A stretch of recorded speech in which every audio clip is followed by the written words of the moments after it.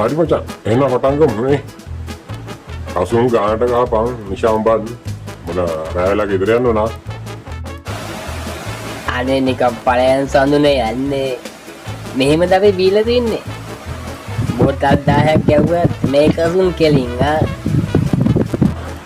අනේ යෝ බුට හොඳට පුළුවන් ගන්න. එදා දැක්කනේ වෙච්ච වැඩි. මොකක්ද උනේ කියපන් එදා. ඇයි බං ඔබ ඩ්‍රොප් සීන් එකේ පාරට ඇවිල්ලා කොහෙද යන්නේ හැටි ත්‍රිවිල් එකක් නවත්තගෙන. ඉතින් බං මට හොඳ සිහිය තිබිලානේ.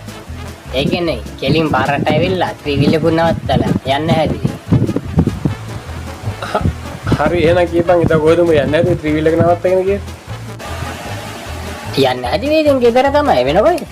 ඉතින් අපෝ ඒට පාටි තුනේ උඹලා ගෙදරනේ. හරි ඉතින් කාපි බීපු වෙලාවට ඔය වගේ පොඩි දේවල් එනවා. ඔය ගණක් ගන්න දෙයක් නෑ.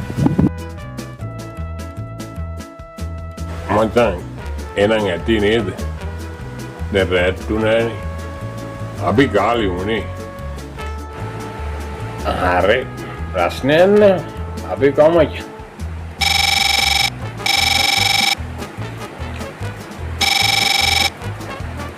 හලෝ කොහෙද බූරුවෝ ඉන්නේ?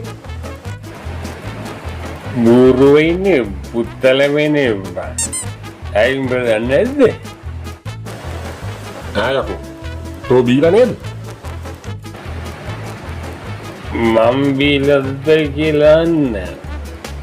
උඹ කවුද බං? ඇයි උඹට මගේ කට අඳුර ගන්න බැරිද? ඇයි උඹේ කට හඳුර ගන්න? උඹ ජෝතිපාලද? ජෝතිපාල නෙමෙයි මේ කතා කරන්නේ තෝගේ තාත්තා. තෝ වරෙන් කොහෙද ගෙදර?